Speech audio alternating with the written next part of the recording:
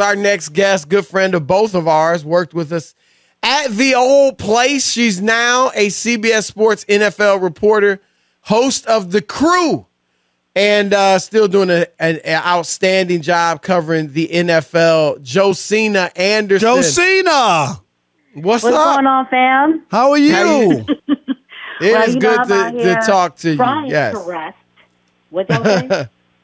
There's no rest for the weary. You know that. Right. I mean, it's supposed to be the players leave after mandatory camp. We get our customary 6 weeks off before training camp, but no, you got to cover Deshaun, Baker Mayfield, Lamar Jackson, Kyler Murray, Daniel Snyder, Congress hearings, Right. It's crazy. All right, so let's go there. Yeah, Deshaun Watson. Please, let's go there. Obviously, the league is looking for it. Looks like they're looking for a year, and so they've, called it. They're going for the indefinite suspension, probably suspecting it'll get cut down a little bit. What are your Deshaun's camp? How are they going to counter against this? So you're right. So Deshaun Watson had his hearing begin today with Sue Robinson, who's the hearing officer jointly appointed by both sides. The expectation is that the NFL is going to argue for an indefinite suspension, minimum of 1 year, while Deshaun Watson's side is going to argue for 0 games tactically, right, in contrast of what the NFL is seeking, that there's no basis for that suspension and that he has not violated the personal conduct policy. In addition to that, though, there were 24 women who filed a civil lawsuit on Deshaun, though 20 of them have been settled. What we reported going into the hearing today is that the NFL was just going to focus on 5 of those women. And per what I learned, 2 of those women were actually among the 2 who had their cases not followed up by grand juries with no indictment. And in addition to that, we also are learning that because you were asking me about Deshaun Watson's side, that they intend to highlight the disparate discipline between what is given to the owners. And I actually just quoted this on my Twitter. Roger Goodell had said back in 2019 that, quote, the personal conduct policy applies to everybody. Commissioners, owners, executive players, and coaches, and it will be applied to everybody, but it will be done after we get all the information. We know Daniel Snyder got a $10 million fine after the NFL investigated his workplace culture, no loss of draft picks, no suspension, and Robert Kraft received no discipline after his misdemeanor prostitution charges were dropped. So you sound like he's not going to get any punishment and he'll play the full season. No. Not saying that. I'm saying that those are the arguments that they'll present. Right. Well, they're probably presenting 0 games, trying to think maybe they'll get 8 or something. Well, I mean, there's always a negotiation, and I did report that the attempts to negotiate a discipline before the hearing actually fell apart. However, both sides can still potentially reach a settlement before there is a Sue Robinson decision, though right now they're not tracking for that. So, yes, I mean, theoretically, you're doing that right, Chris, as you're saying, to try to land somewhere in the middle. But to answer you, Rob, Sue Robinson is the X factor. We don't know what she's going to be deferential to and where on this spectrum of potential discipline is she going to plant her flag. Will it be on the other side of the median, kind of what the owners are seeking, or will it be on the other side of the median, closer to what Deshaun Watson is arguing? Josina, it just seems with the way that this league has handed out penalty to people that, and remember, you don't have to be, it's not a criminal case. You don't have to have a case in court or be found guilty at all. Mm-hmm. We saw in baseball, Trevor Bauer, the charges were dropped and he got 2 years from baseball. Mm-hmm. You know what I mean? So and what was his name? Terrell Pryor got suspended 2 or 3 games for getting tattoos. No, in college, Chris. That was the most ridiculous thing. He wasn't even in the NFL. So I don't know what to expect because it's so crazy.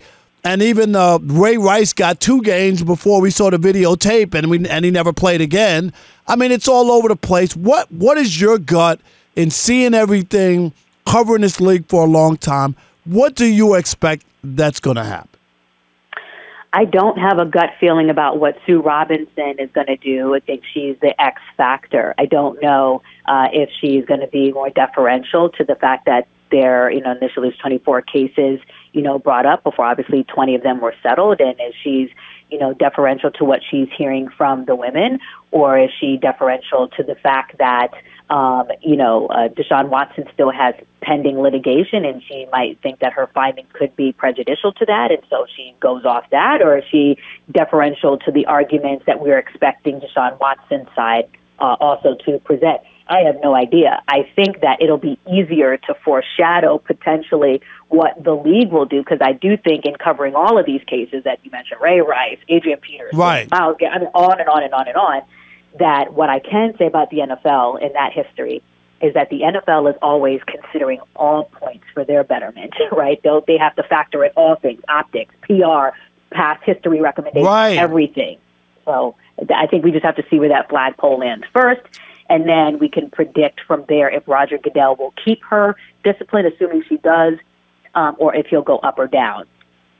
Let me ask, say there's a violation. Josina, you brought up that the defense for the Players Association is going to be, what about the owners? It doesn't seem like you've come down as harshly, right, as on them as you have on Deshaun or will on Deshaun. How do you think that's going to factor in? Because I think people, even if they feel like Deshaun certainly deserves some type of suspension or punishment, regardless of what's happened to the owners. But it isn't fair and it isn't right according to their own CBA, right? They say they're going to hold owners to a higher level and a higher standard than they do players, and that clearly hasn't happened. So how do you think that's going to factor into this whole situation? Well, I think that Roger Goodell is, if it comes to his lap, and, there's a high probability that that could happen relative to how the process is now, will have to be, cognizant and vigilant over all of those things. But given that he was just brought, before a congressional hearing, and, the league right now is being questioned on how they're handling, the cases involving other teams right now that was relevant to the Commanders. There's talk about what's going to happen with, a former employee of the Raiders bringing up, their potential grievance or what have you. All of these things, he would have to be mindful of, unless he, gives the decision to another designee who possibly, could do it. And I think that is another interesting caveat here as to whether he feels it's best for it to, come from him or a designee, assuming that the process is activated into his lap via Sue Robinson deeming that there is a violation. See, I remember when they made gave Goodell that power. The players gave him that power to be judge, jury, and executioner. That was the worst thing, Josina, I ever saw, that they would agree for him to have that ultimate power, right? Well, yeah, that was initially, right? I think that goes back to the CBA before this last, change here in 2020, when they were just trying to, solve, the labor grievances and just kind of get back on the field. And then sometimes, things kind of get lost in the fine print, right? But then once you actually start getting back on the field and you start having these grievances or what have you, it's like, oh, wait a minute, shoot. Right. we didn't really pay attention too much to that. Now we got to try to fix it. And even though they would rather it be where a neutral arbitrator has the final word, so basically it'd be the inverse of the way it is now, maybe initially goes to Roger, and then if he deems that there's a violation, a neutral arbiter would then decide what's the final word. At least there's some shakeup that's different from what you were saying, Rob, where he is Judge Judy, he's the juror, he's the bailiff, right, and all that other stuff. The last thing, Josina, before you go, crazy Baker Mayfield. I think the smart move for him and the Browns is to bring him back if Deshaun's out all year. You see any possibility of that happening, or what are your thoughts on that? So I completely agree with you, and that's my opinion aside from reporting, right? Because when everyone was talking about the Browns have no leverage, everyone knows that he has to get rid of Baker. Well, part of, negotiations is smart poker. So if you don't pretend, right, that you still want him on the team, and we'll go back to Baker's comments today, but if you pretend that you still don't want him on the team, that's not helping your leverage. So I think it behooves the Browns to continue the guise of, having him on the team. It actually benefits them. If Deshaun Watson is suspended for an extended period of time, yes, you have Jacoby Brissett, but if Jacoby gets injured, Josh Dobbs has never started a career. We're not bashing Josh. That's just a fact that he's not started in NFL games. I think that also covers their backside, and it allows them to play better poker with teams like the Seahawks and the Panthers. So it's not just like, we know you got to get rid of him. We just gonna give you a bag of potato chips and a Twix bar. Right. All right, there it is. Josina Anderson. She got jokes too. Her jokes are better than Rob Parker.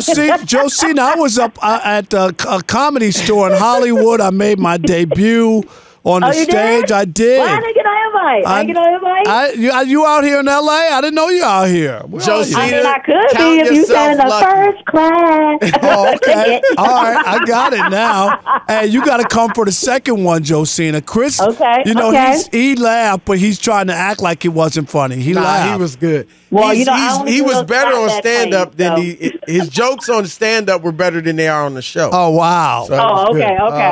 Yeah. Okay. Well, I'm going to put my Mimi recommendations in. I only do flatbed planes, and I take cranberry juice with no ice. Wow. Oh, okay. wow. Okay. Excuse us. I already know. Actually, that's the Josina I know. That's the top shot. Right, so that ain't no surprise. So ain't nobody fooled. So Josina, that ticket, that discounted ticket I have on Spirit, that's not going to work for you. No, no, that is not going to work. We are not trying to do a half bucket of KFC and all that other stuff. Rob, let's go to Baker Mayfield, and we've brought it up with two of our callers, A from Salam and Josina Anderson. I both of them agreed with me that it was what should happen. I don't think certainly Ephraim didn't think it would. But here's my rationale, Rob. I think the best chance for Baker Mayfield to look great, both from a playing perspective and from a character perspective, is to let bygones be bygones, play for the Browns, because they're the best team that at least of the three we know he has a chance of going to at this point, the Carolina Panthers, Seattle Seahawks, and the Cleveland Browns. So I think he would play the best with the Browns. And I think if he led them to the playoffs, obviously his stock would be high. And I also think people would take note of, wow, this dude has matured.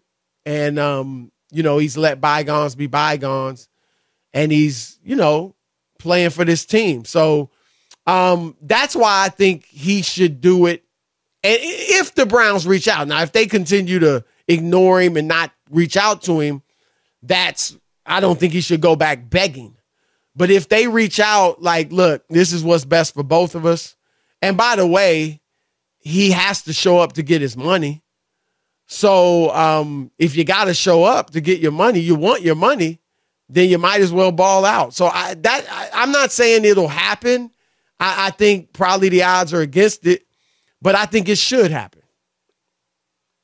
I understand what you're saying, but you're dealing with people. It's easier said than done, considering what happened to him and where he is.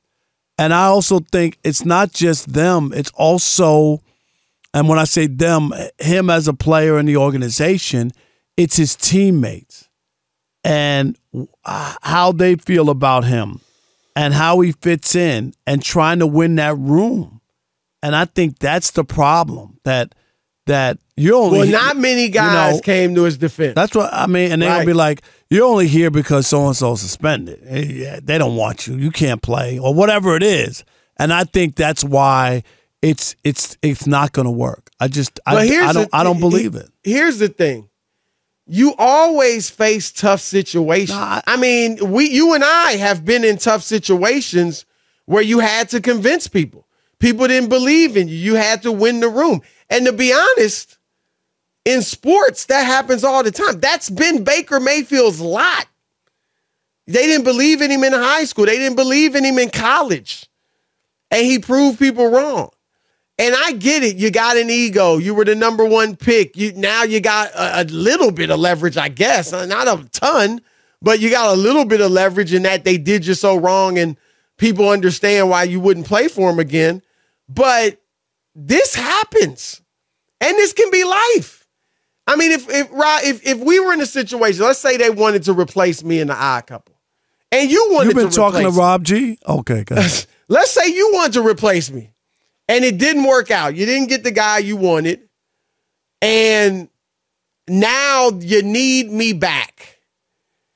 And I really don't have any options. You would come back? Like, really? I got a couple small, like I could go to a little local station. Right. Not make a ton of money, obviously not be national, but I could come back and do this. I could come back. I'm humble. I mean, seriously, we joke a lot, but I can put my ego aside, you don't let people walk over you. You're a better man than I am. I can put pride come before a fall. No, you're a better man than me because I couldn't do it. I'm going to be straight up. If I found out. I'm glad you didn't hear my conversation last night. No, I'm just saying. Okay, let's keep it real. If your options were coming back or going to a small market and not making the same amount of money and obviously not being national, you would take that. Now, I'm not saying you may be of age, you may have saved up enough where you could retire, but take that off the table. Like, you got to work, right? So you would choose the small market, less money, no national exposure over coming back to a national show. Yes, I would. Right. I would. I just couldn't do it. I would be like, nope, your plan didn't work out. You don't really want me here. And it's pride too, Chris, but there's a part of me that would be like, I guess, and this is just me, and I'm not going to, I've had opportunities to come back and I'm just saying maybe in a relationship or something, and I never do. I just don't. Once it's done, I'm done. It doesn't matter. That's who I am, and I'll figure something else out, and I'll move on. And that's why I couldn't do it. I just wouldn't. I couldn't work with you. I couldn't look at you in the face every day on Zoom while you're in your comfy home and I'm at the studio because I drove in LA traffic to get here. But I couldn't look at you the same way. Did you get that joke? You didn't get it? No, you didn't listen. I got it. It just wasn't okay. No, but that's fine. But you still got to work. No, I understand. I'll find something else who's to an do. Example of that? You're not going to Max Kellerman me. You know what I'm saying? I'm just not having it. I don't get that. No, I'll just do his name out there. I just felt like saying it. You know who's been an example of that? LeBron James. Going back to Cleveland. And they said their motto, he and Maverick Carter and their guys, I can't think of what the words were, but business before, separate business and personal or something like that. But obviously LeBron did that in going back to Cleveland. And I don't know. I mean, me playing team sports my whole life, through college, there's times you got to prove yourself. There's times the coach doesn't believe in you. There's times they wanted a better player. And I had to sometimes overcome that and prove myself. So that's been a part of my life. No, I get that. And so I don't have a problem doing that, particularly in sports, when to me, again, that's just sports. Sometimes you got competition.